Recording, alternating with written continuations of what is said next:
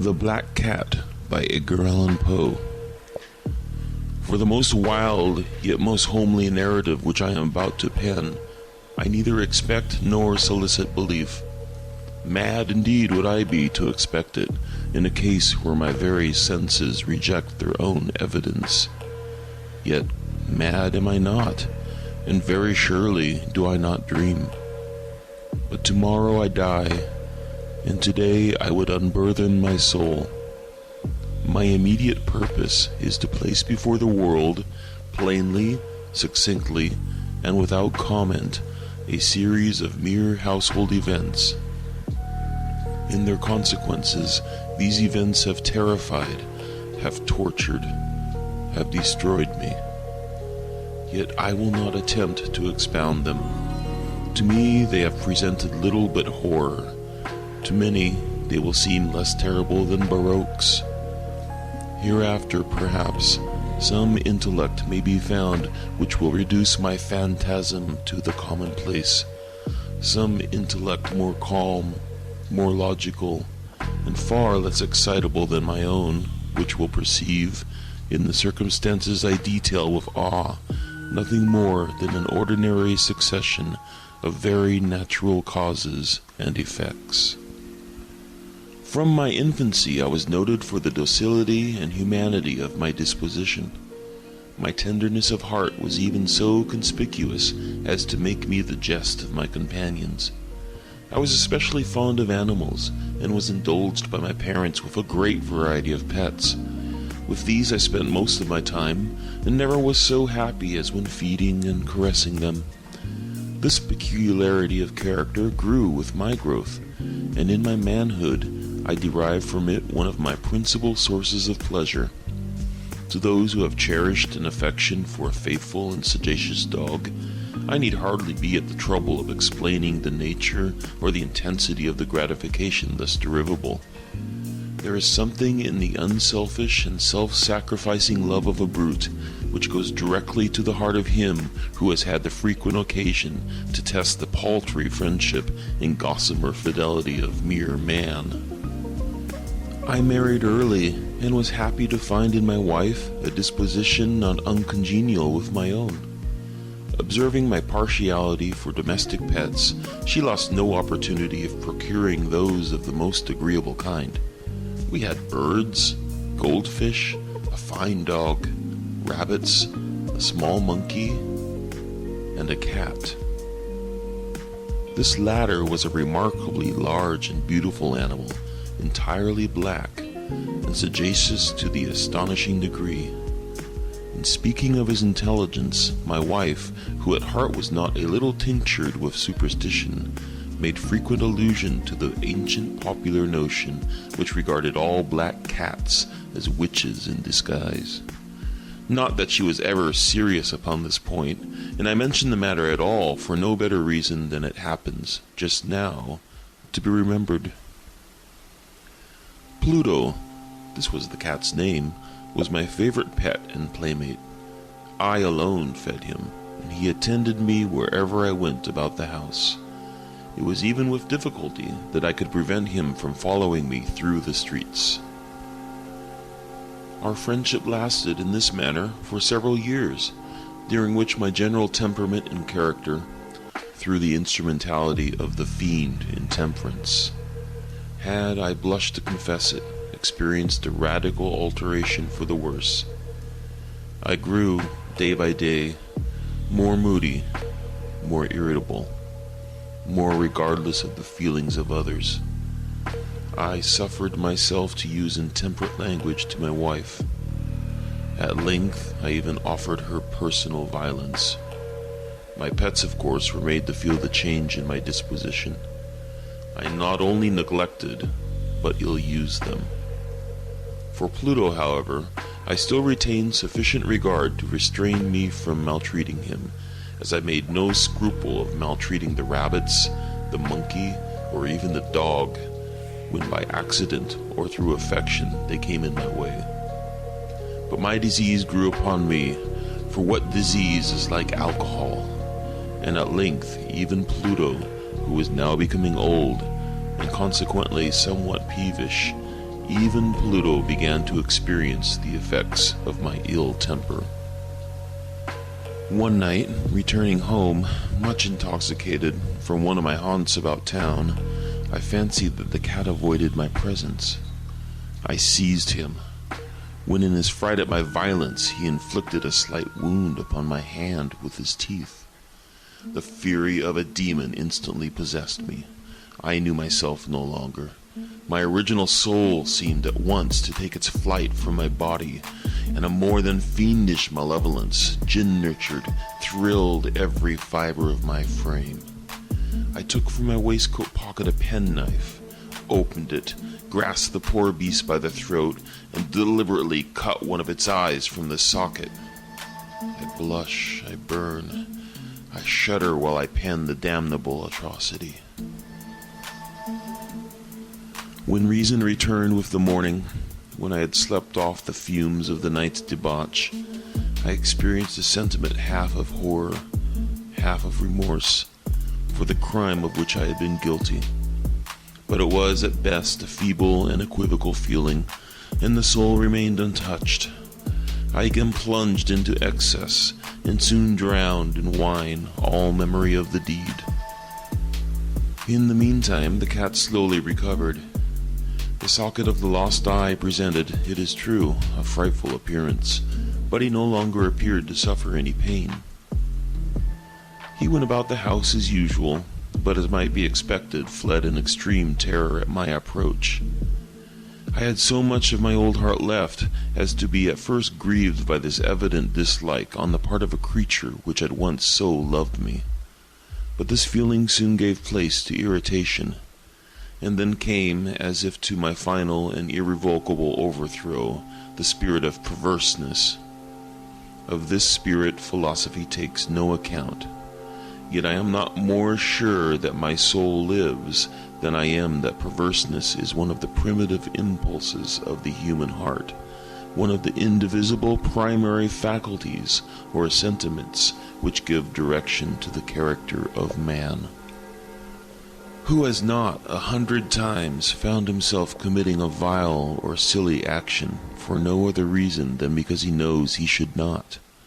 Have we not a perpetual inclination, in the teeth of our best judgment, to violate that which is law, merely because we understand it to be such? This spirit of perverseness, I say, came to my final overthrow. It was this unfathomable longing of the soul to vex itself, to offer violence to its own nature, to do wrong for the wrong's sake only, that urged me to continue and finally to consummate the injury I had inflicted upon the unoffending brute. One morning, in cool blood, I slipped the noose around its neck and hung it to the limb of a tree. Hung it with the tears streaming from my eyes and with the bitterest remorse at my heart. Hung it because I knew that it loved me, and because I felt it had given me no reason of offense. Hung it because I knew that in doing so I was committing a sin, a deadly sin that would so jeopardize my immortal soul as to place it, if such a thing were possible, even beyond the reach of the infinite mercy of the most merciful and most terrible God. On the night of the day on which this cruel deed was done, I was aroused from sleep by the cry of fire. The curtains of my bed were in flames. The whole house was blazing. It was with great difficulty that my wife, a servant, and myself made our escape from the conflagration. The destruction was complete. My entire worldly wealth was swallowed up, and I resigned myself thenceforward to despair. I am above the weakness of seeking to establish a sequence of cause and effect between the disaster and the atrocity, but I am detailing a chain of facts and wish not to leave even a possible link imperfect. On the day succeeding the fire, I visited the ruins. The walls, with one exception, had fallen in. This exception was found in a compartment wall, not very thick, which stood about the middle of the house, and against which had rested the head of my bed. The plastering had here, in great measure, resisted the action of the fire, a fact which I attributed to its having been recently spread. About this wall a dense crowd were collected, and many persons seemed to be examining a particular portion of it with very minute and eager attention. The words strange, singular, and other similar expressions excited my curiosity. I approached and saw, as if graven in bas relief upon the white surface, the figure of a gigantic cat. The impression was given with an accuracy truly marvelous. There was a rope about the animal's neck. When I first beheld this apparition, for I could scarcely regard it as less, my wonder and my terror were extreme. But at length reflection came to my aid. The cat, I remembered, had been hung in a garden adjacent to the house. Upon the alarm of fire, this garden had been immediately filled by the crowd, by someone of whom the animal must have been cut from the tree and thrown, through an open window, into my chamber. This had probably been done with the view of arousing me from sleep.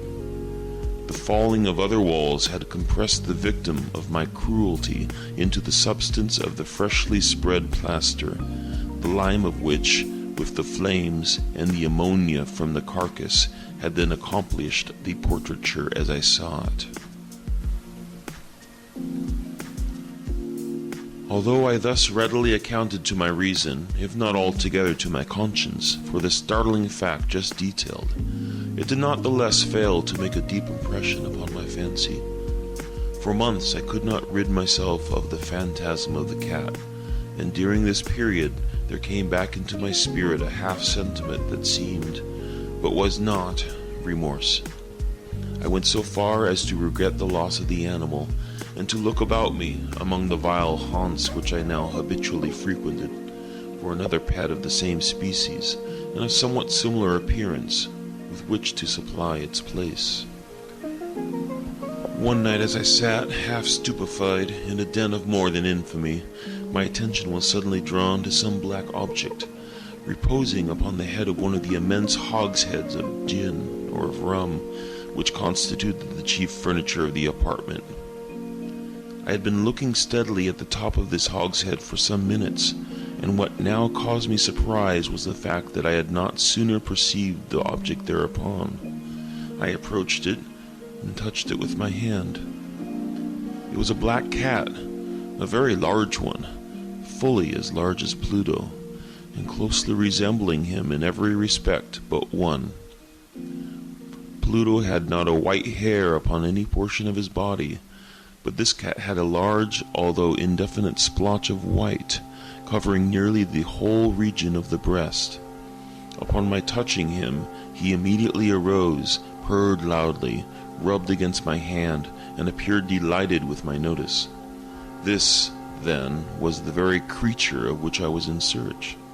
I at once offered to purchase it of the landlord, but this person made no claim to it, knew nothing of it, had never seen it before. I continued my caresses, and when I prepared to go home, the animal evinced a disposition to accompany me. I permitted it to do so, occasionally stooping and patting it as I proceeded. When it reached the house, it domesticated itself at once, and became immediately a great favorite with my wife. For my own part, I soon found a dislike to it arising within me. This was just the reverse of what I had anticipated, but I know not how or why it was, its evident fondness for myself rather disgusted and annoyed. By slow degrees, these feelings of disgust and annoyance rose into the bitterness of hatred. I avoided the creature, a certain sense of shame and the remembrance of my former deed of cruelty preventing me from physically abusing it. I did not for some weeks strike or otherwise violently ill-use it, but gradually, very gradually, I came to look upon it with unutterable loathing, and to flee silently from its odious presence as from the breath of a pestilence. What added, no doubt, to my hatred of the beast was the discovery, on the morning after I brought it home, that, like Pluto, it also had been deprived of one of its eyes. This circumstance, however, only endeared it to my wife, who, as I have already said, possessed in a high degree that humanity of feeling which had once been my distinguishing trait, and the source of many of my simplest and purest pleasures. With my aversion to this cat, however, its partiality for myself seemed to increase. It followed my footsteps with a pertinacity which it would be difficult to make the reader comprehend. Whenever I sat, it would crouch beneath my chair or spring upon my knees, covering me with its loathsome caresses. If I arose to walk, it would get between my feet and thus nearly throw me down, or, fastening its long and sharp claws in my dress, clamber in this manner to my breast. At such times, although I longed to destroy it with a blow, I was yet withheld from so doing, partly by a memory of my former crime, but chiefly, let me confess it at once, by absolute dread of the beast. This dread was not exactly a dread of physical evil, and yet I should be at a loss how otherwise to define it. I am almost ashamed to own, yes, even in this felon's cell, I am almost ashamed to own that the terror and horror with which the animal inspired me had been heightened by one of the merest chimeras it would be possible to conceive. My wife had called my attention more than once to the character of the mark of the white hair of which I had spoken, and which constituted the sole visible difference between the strange beast and the one I had destroyed. The reader will remember that this mark, although large, had been originally very indefinite, but by slow degrees nearly imperceptible, and which for a long time my reason struggled to reject as fanciful, it had, at length, assumed a rigorous distinctness of outline.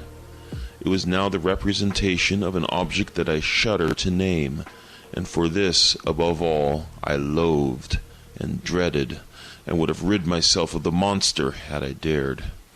It was now, I say, the image of a hideous, of a ghastly thing, of the gallows. O mournful and terrible engine of horror and crime, of agony and of death. And now was I indeed wretched beyond the wretchedness of mere humanity, and a brute beast whose fellow I had contemptuously destroyed, a brute beast to work out for me a man fashioned in the image of the high God, so much of insufferable woe. Alas, neither by day nor by night knew I the blessing of rest any more.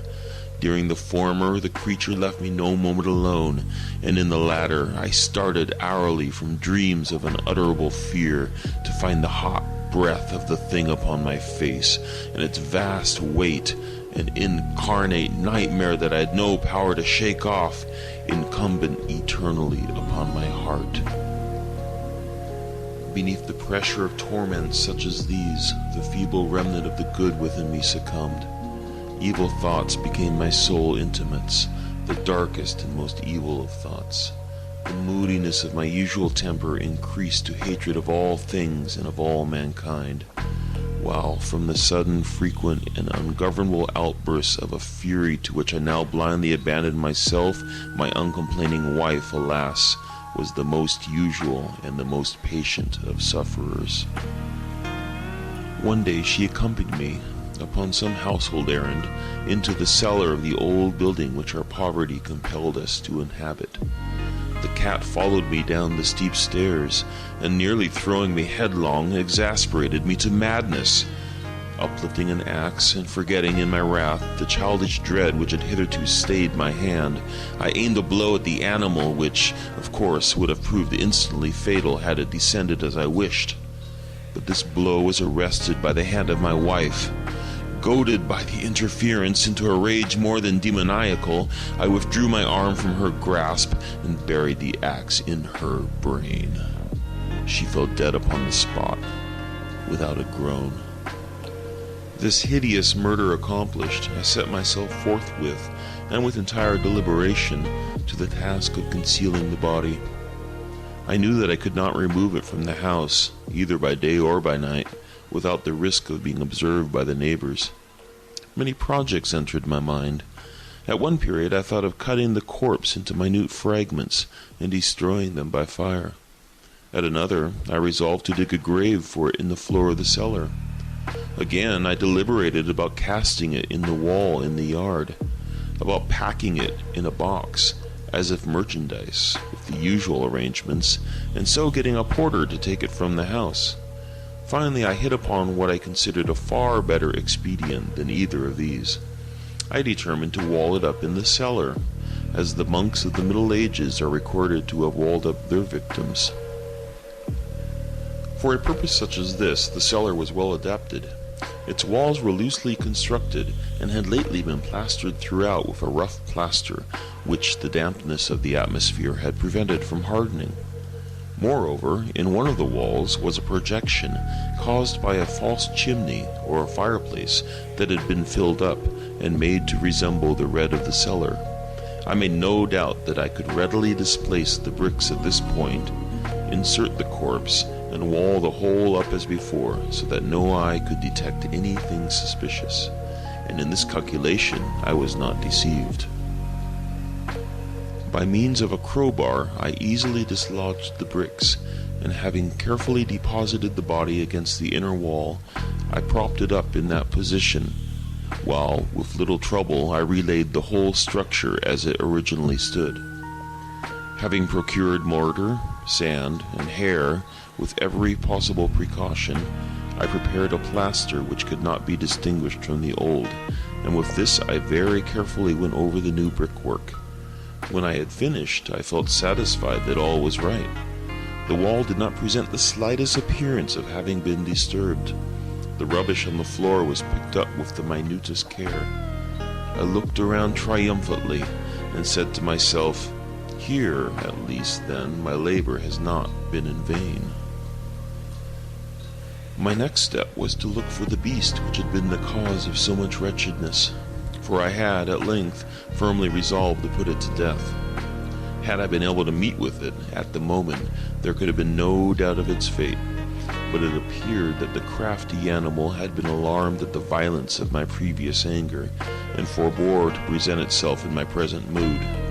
It is impossible to describe or to imagine the deep, the blissful sense of relief which the absence of the detested creature occasioned in my bosom. It did not make its appearance during the night, and thus for one night at least, since its introduction into the house, I soundly and tranquilly slept. I slept even with the burden of murder upon my soul. The second and the third day passed, and still my tormentor came not. Once again I breathed as a free man. The monster, in terror, had fled the premises forever. I should behold it no more. My happiness was supreme. The guilt of my dark deed disturbed me but little. Some few inquiries had been made, but these had been readily answered. Even a search had been instituted, but of course nothing was to be discovered.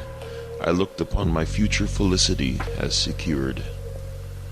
Upon the fourth day of the assassination, a party of the police came, very unexpectedly, into the house, and proceeded again to make rigorous investigation of the premises.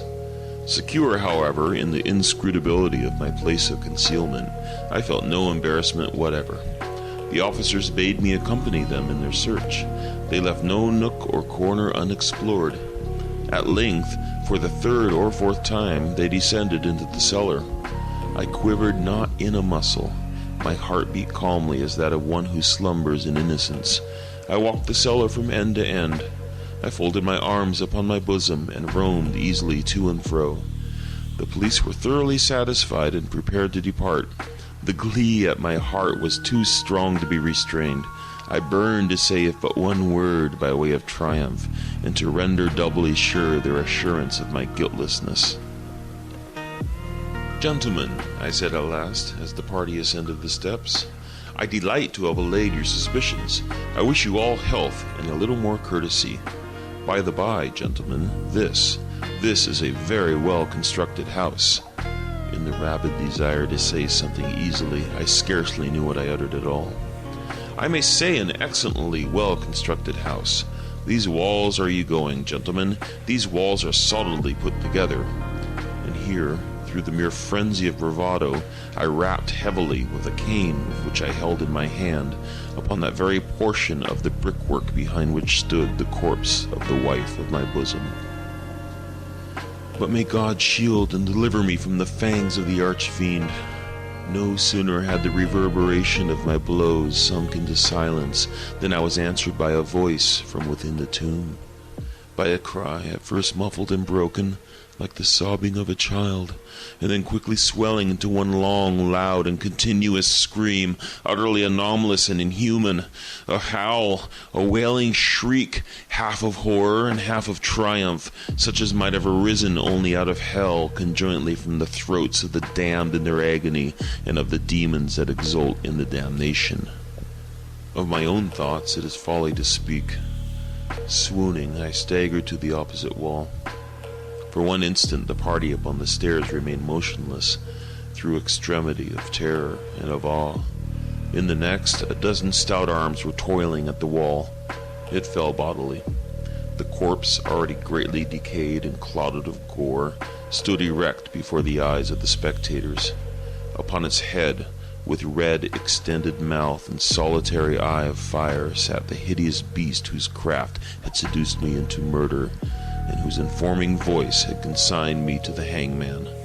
I had walled up the monster within the tomb.